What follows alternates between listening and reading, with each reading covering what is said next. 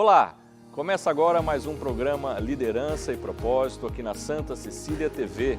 Um programa que traz para você em casa que está nos assistindo um pouco mais de profundidade sobre o tema liderança e propósito, sempre com convidados com muita história para contar, à frente de companhias privadas, de organizações não governamentais, executivos da área pública também. Vem aqui contar um pouco da sua sabedoria liderando essas corporações. E antes de começar o programa, eu sempre começo com uma frase de algum líder, de algum pensador. E hoje eu trouxe uma frase que, na verdade, é um provérbio chinês, que para mim ela traz muita verdade para o momento que o mundo está vivendo hoje, que é a seguinte: homens fortes criam tempos fáceis e tempos fáceis geram homens fracos. Mas homens fracos criam tempos difíceis e tempos difíceis geram homens fortes. É um provérbio chinês. O meu convidado que aqui está, Geraldo Pierotti, à frente da empresa há muitos anos, já deve ter passado por momentos como esse, já deve ter presenciado essa frase ao longo da sua carreira, né? E hoje na humanidade a gente vive um momento de líderes fracos, líderes fortes e criando problemas para o mundo que a gente vê a todo tempo. E com essa frase eu quero saudar o meu convidado de hoje, Geraldo Pierotti. Seja muito bem-vindo. Muito obrigado, Rogério. Muito honrado com o seu convite. Espero estar à altura do seu programa, que eu sei que tem sido muito prestigiado, né, pelos telespectadores, tendo em vista a qualidade dos seus convidados. Eu estou até preocupado. Você, por exemplo, é um belo exemplo do nível dos convidados que eu trago aqui. Obrigado. Um dos principais empresários de Santos, tem uma empresa que praticamente dispensa comentários. Eu te confesso que quando aqui cheguei há 4 anos, né, para trabalhar na época pela Blumed Saúde, eu não conhecia nada a respeito do trabalho do Porto, né? E, portanto, conhecia pouco as atividades que convivem e habitam com o Porto de Santos. E a sua empresa é uma delas, né? Uma empresa que é fornecedora de navios. Fui descobrir isso recentemente, o que é uma empresa fornecedora de navios, e a sua empresa não é qualquer empresa fornecedora de navios, né? A G. Pierotti, ela vem de uma outra empresa, a Mansueto Pierotti, né, que foi uma das precursoras desse negócio no Porto de Santos, não é isso, Geraldo?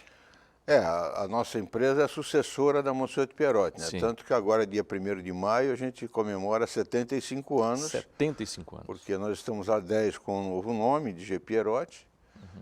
Nós tínhamos a Mansueto Pierotti, meu irmão e eu, e aí resolvemos amigavelmente uma separação. Ele ficou com a empresa dele, que chama-se Master Marine, e a minha G. Pierotti.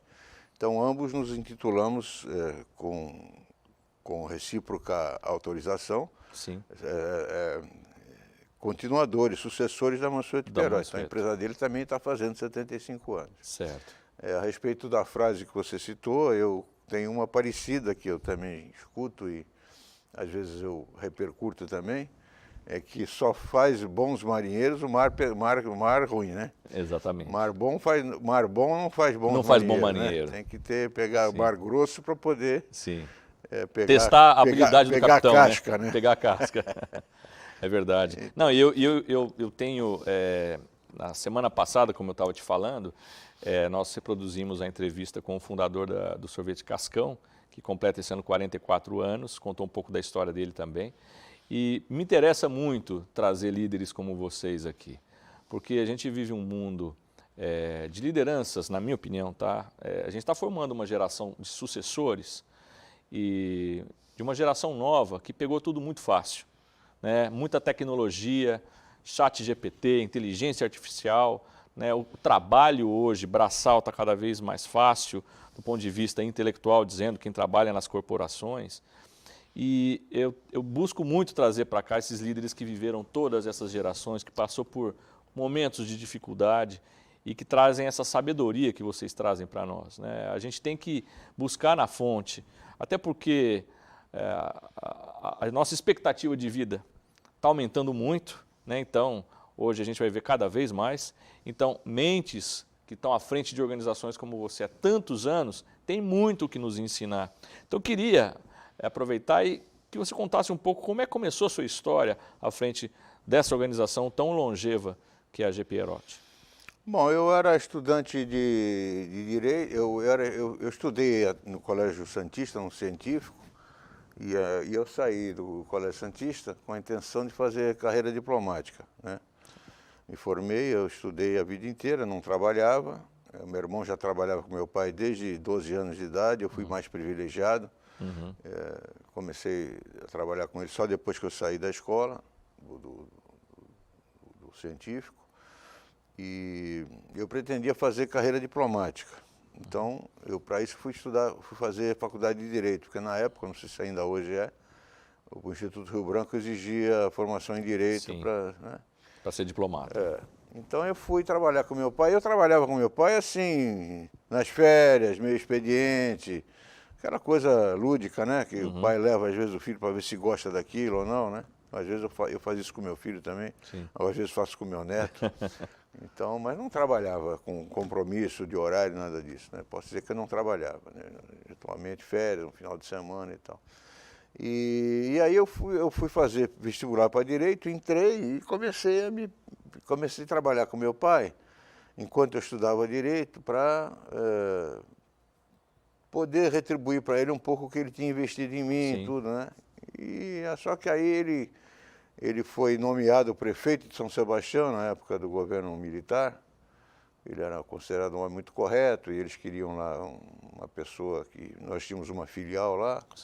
Enfim, ele ficou lá 7 anos, saiu a pedido dele mesmo, graças a Deus. 7 anos à frente da Prefeitura de São Sebastião.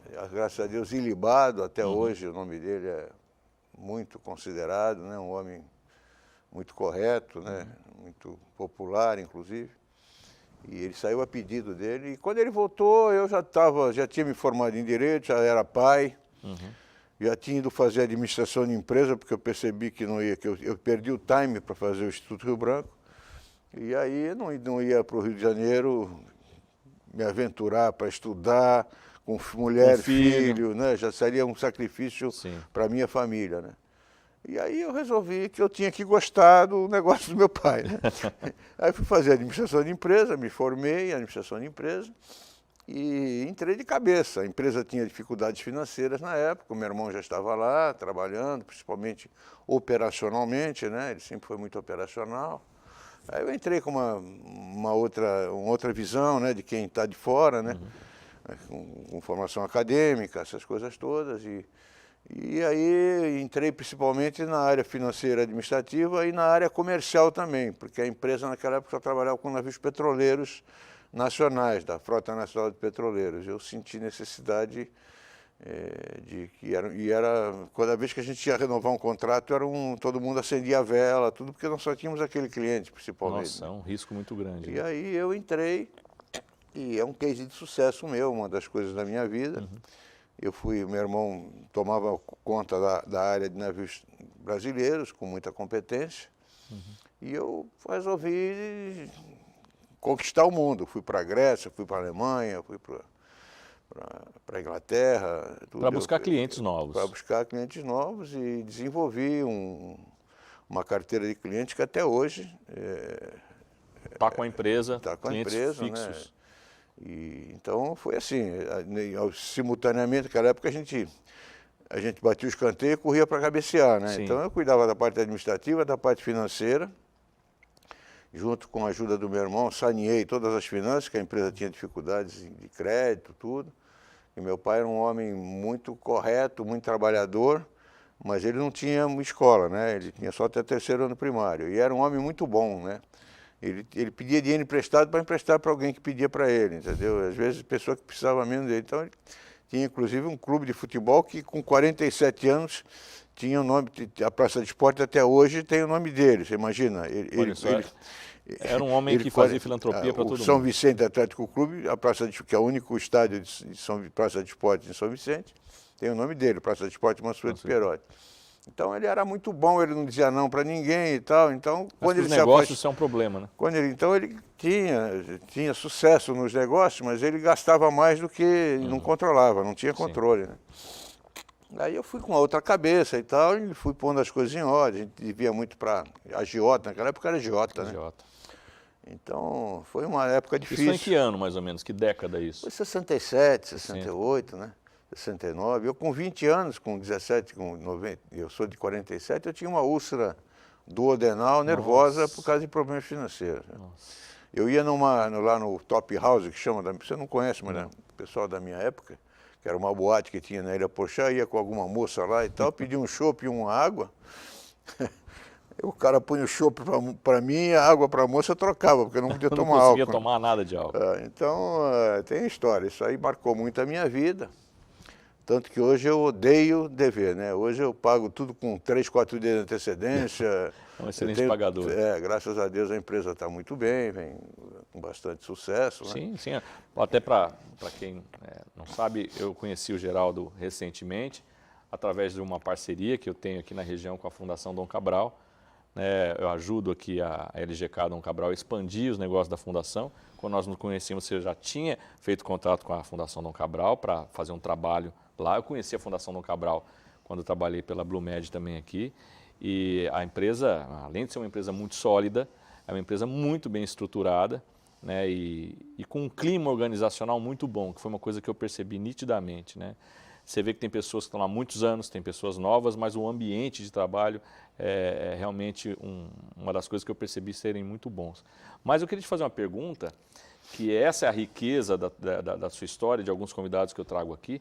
Você me falou que passou por esse momento de dificuldade econômica final da década de 60, quando estava ali começando a fase da ditadura militar, né? Desse período em diante, não estou entrando em questões políticas, mas a gente sabe que o Brasil cresceu muito nessa sequência. Né, na década de 70, o chamado milagre econômico, milagre brasileiro. Nessa fase foi a fase que a empresa cresceu e se alavancou?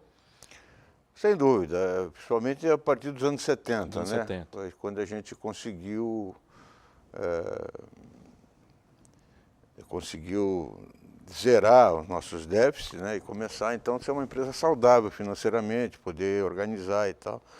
Eu não sei, foram uma série de fatores, entendeu? Né? Muitas coisas. Por exemplo, o nosso principal concorrente na época era uma empresa de origem dinamarquesa, cujos sócios se desentenderam judicialmente. Sim. E a empresa fechou, uma empresa que tinha filiais no Brasil inteiro e tal. Então isso também coincidiu com o meu ímpeto de buscar navios de outras bandeiras além da brasileira, né? Além daquilo tudo que eu garimpei, que eu semeei indo para o exterior, também algumas empresas caíram no nosso colo, porque com o fechamento dessa empresa, os clientes dessa empresa que vinham para Santos precisavam de alternativas, né? E a minha empresa já estava indo bem com navios estrangeiros, né? Enfim, realmente nessa época do governo militar foi uma época de muito desenvolvimento, independentemente da preferência política de cada um. Houve, teve muito investimento em infraestrutura nesse período. Né? Pontes, rodovias. O próprio terminal da Petrobras em São Sebastião, Tebar, terminal Maurício Almirante Barroso, foi inaugurado na época do governo militar. E meu pai era o prefeito, né? O Costa e Silva veio inaugurar. Então, por exemplo, a gente, nessa época, atendia navios petroleiros, como eu te falei. Sim. Então, tudo isso ajudava, porque os navios que não entravam em Santos, entravam em São Sebastião, porque São Sebastião é o terceiro porto natural, canal natural do mundo, sem necessidade de dragagem. O canal entre São Sebastião e Ilhabela, aquele canal, ele tem a terceira profundidade de porto do mundo, maior profundidade que isso, não necessita de dragagem. E ali foi feito, então, o terminal. Então, aqueles navios que vinham do Golfo Pérsico, com 300 mil toneladas, que até hoje não entram em Santos, mesmo com dragagem, começaram a vir para lá, tudo, né? Então, tudo foi uma coincidência de fatores, né? Com esses investimentos em infraestrutura, estradas. Porque quando nós tínhamos uma filial em São Sebastião, nós íamos em estrada de terra, né? Eu mesmo ia dirigindo caminhão. Né? Porque quando eu comecei também nas férias, eu lavava banheiro, eu fazia faxina, aquela coisa toda. Pau para toda obra. E quando eu entrei, eu também pegava no caminhão, né? Caminhão pequeno, né? 3.500 toneladas. A gente chamava de F350, mas várias vezes. E a gente ia com corrente na roda, porque para passar na Serra de Boiçucanga para Marizias, que até hoje é uma serra difícil, aquilo era barro. Nossa, então a gente tinha que botar corrente na roda e tal. Então tudo isso, quer dizer, a estrada foi asfaltada, foi aberta, a gente ia pela praia. Né? Eu já ouvi falar isso, que o pessoal ia pela praia. Não tinha, era Boracéia, São Lourenço, onde hoje tem lá aquele condomínio lá de São Lourenço, sim, Riviera, São Lourenço. tudo você passava, ali não tinha nada, ali era só praia, entendeu? A gente pegava Jureia, a gente só ia pegar a estrada mesmo quando chegava ali já para... Eu tenho uma casa na Praia da Baleia, a rua onde eu tenho a casa... Era estrada para o São Sebastião, entendeu? Então não tinha estrada, né? Aí, com essas obras de infraestrutura, tudo isso realmente ajudou bastante. Ajudou bastante. Mas para você que está em casa nos ouvindo, você vê que o sucesso de uma empresa depende de uma série de fatores, entre eles um pouco de sorte também. Mas a empresa tem que estar preparada, com as contas em dia, que foi o trabalho que o Geraldo fez na década de 60, final da década de 60. Então, assim, imagina quanta história o Geraldo teria para contar aqui para a gente ao longo desses anos todos de vida. Fique em casa nos acompanhando, a gente vai para um break rápido e volta para o segundo bloco do nosso programa, que, na minha opinião, é onde estão as principais e mais interessantes perguntas a serem feitas. Eu te aguardo.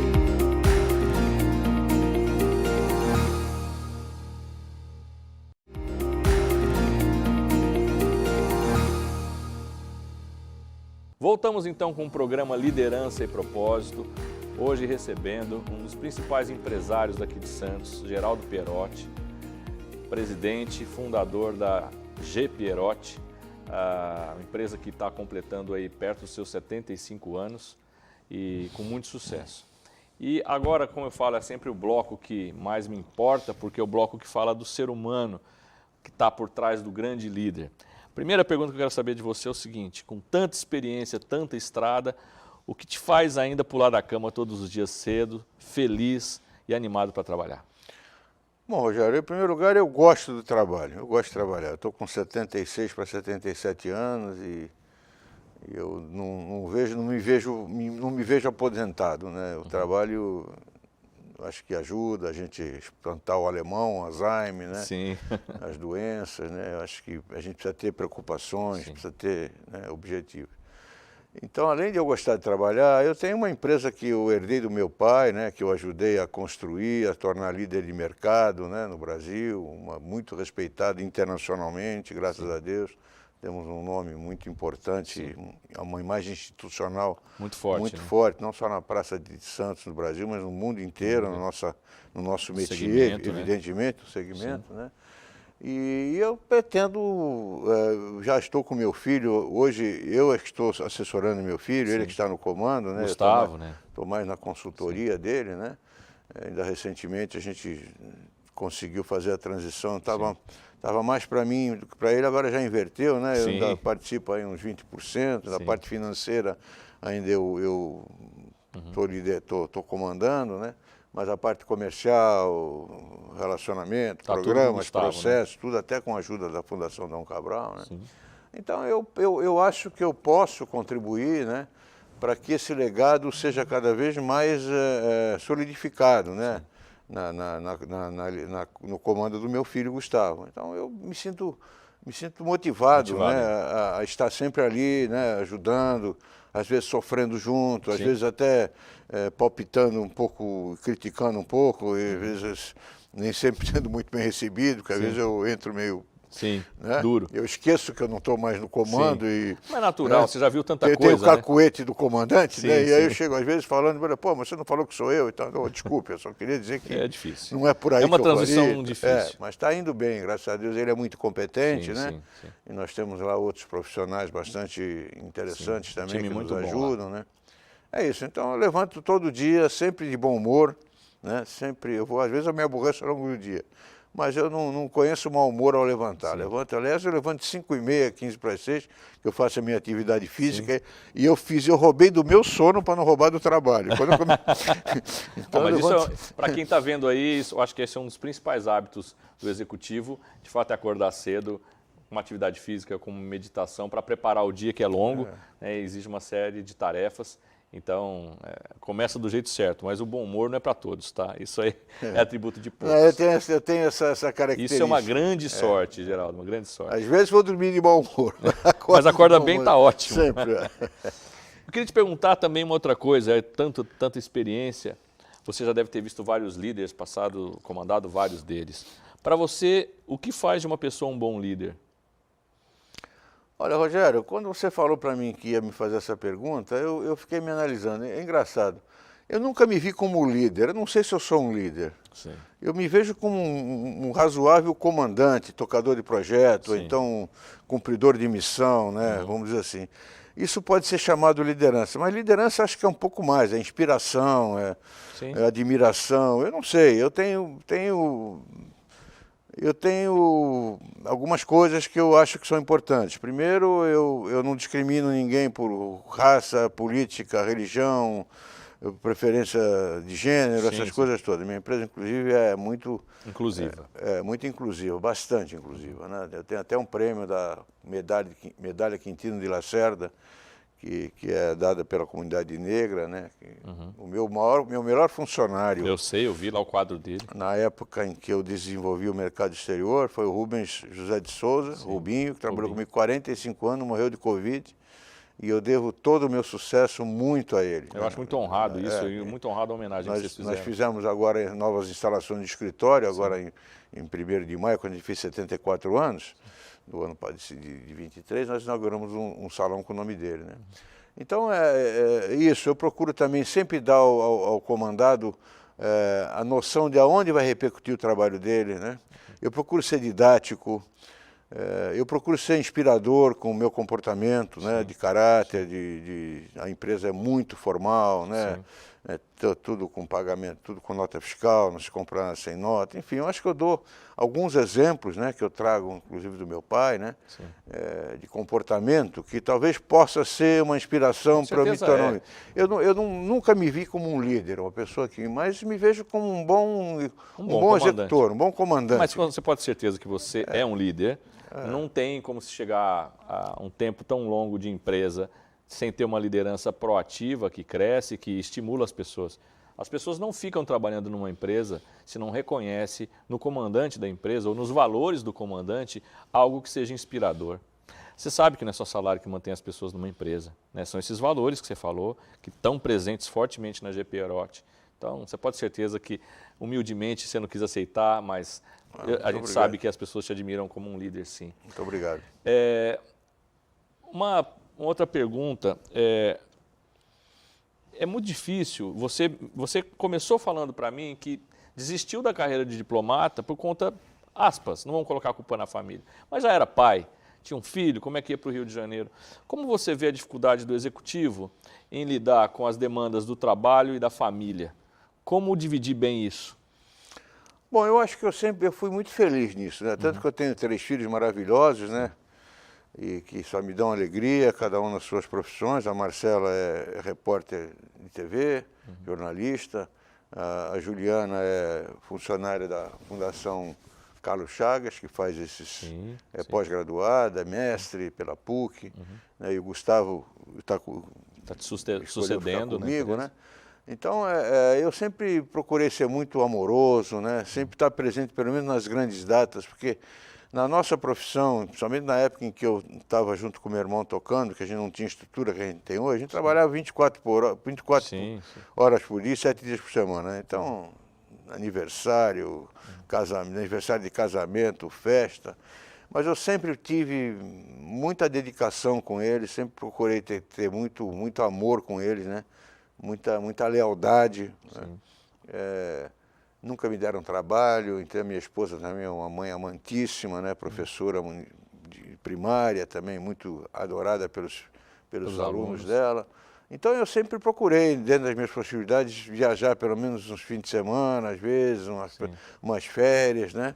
E quando estava em casa, sempre muito agarrado com eles, eu sou sinestésico, né? Para tipo mim não basta abraçar, eu quero abraçar, beijar, né? Abraçar, né? Entendeu? Então, eu acho que eu consegui, dentro das dificuldades que hoje já o meu filho já não tem tantas, porque hoje nós temos uma estrutura, ele pode sair mais e tal. Eu não podia sair, eu trabalhava sábado, domingo, feriado, Natal, Ano Novo, né?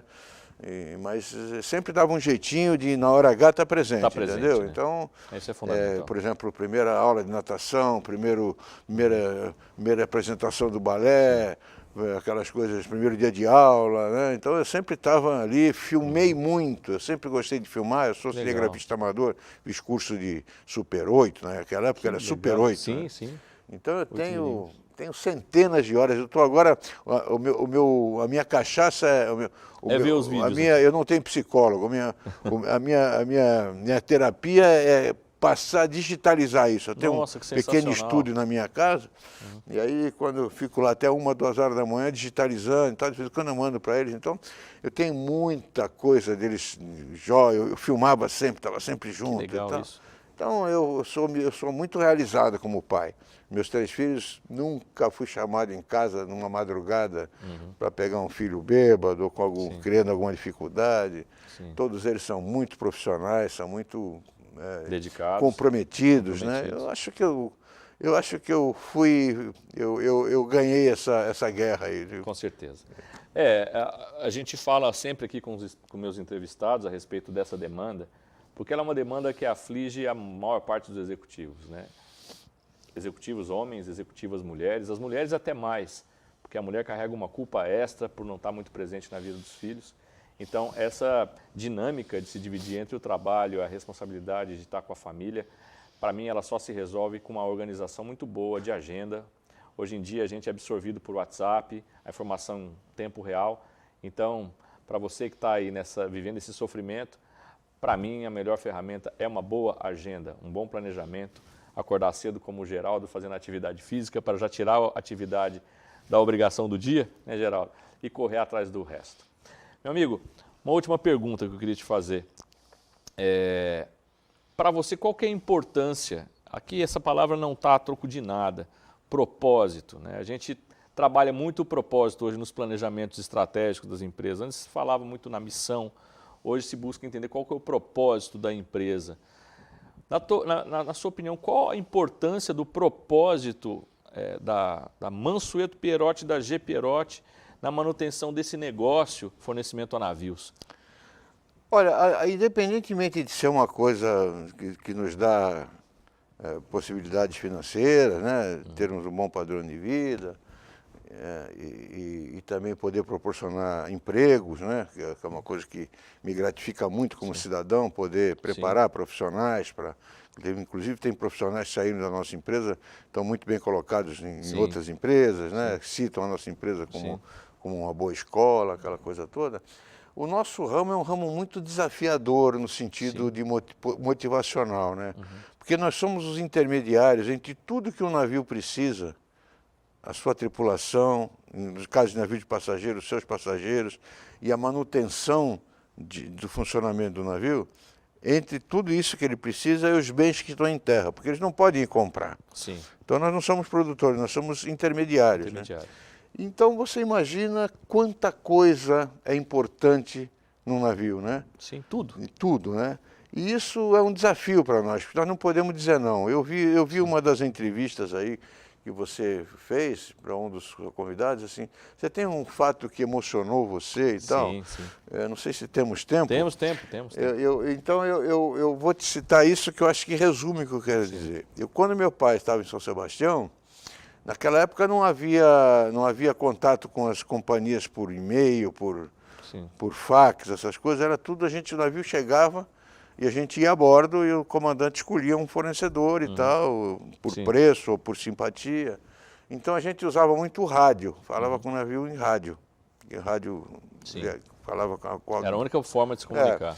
E uma vez chegou um navio estrangeiro, um navio argentino na Barra de Santos, eu não esqueço, chamado Siboney, e o navio, não sei se foi pelo rádio ou foi através do agente marítimo, o comandante perguntou se o senhor Mansueto ainda estava no comando da empresa, se existia a empresa Mansueto Pierotti, se era ele que estava.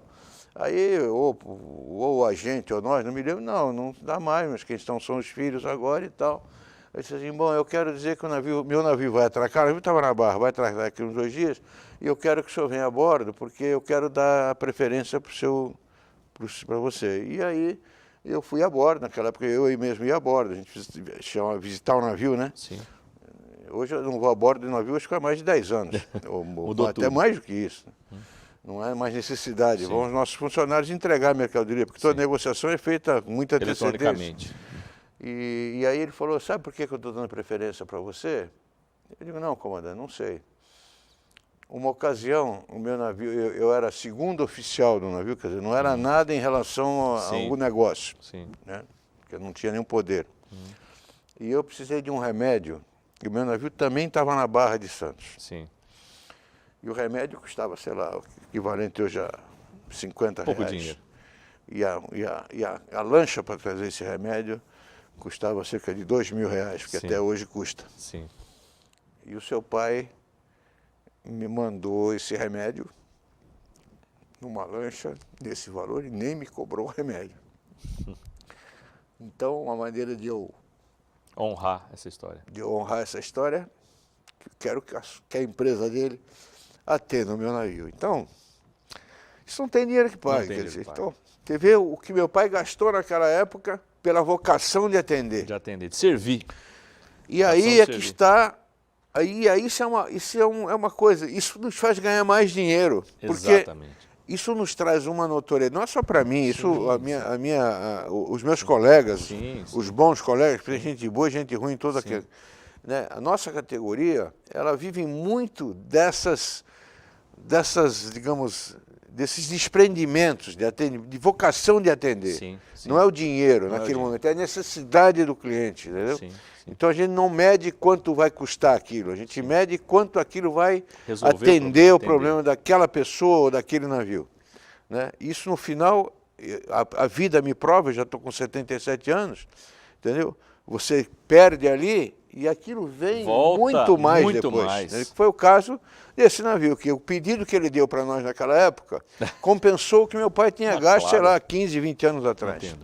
Então isso é o propósito da gente, claro, a gente está lá para ganhar dinheiro, né? Mas a gente está lá também para dar emprego, para formar profissionais e para poder atender. Tanto que a nossa categoria é considerada pela IMO, que é International Maritime,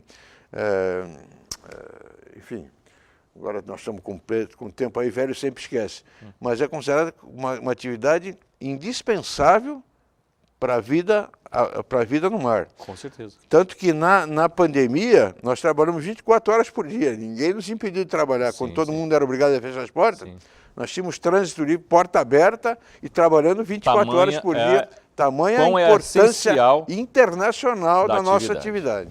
Infelizmente, o nosso programa chegou ao fim, mas não poderia ter encerrado de melhor forma com esse depoimento emocionado, meu amigo aqui, Geraldo Perotti. É exatamente isso que me dá prazer em trazer os convidados que eu trago aqui. Muitas vezes eu escolho os convidados que eu trago aqui.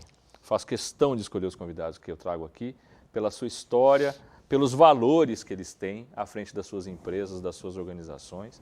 E é exatamente isso para mim que se traduz na palavra propósito. O propósito que o pai dele, o senhor Mansueto Perotti, teve desde o início em criar um negócio que fosse para servir o próximo.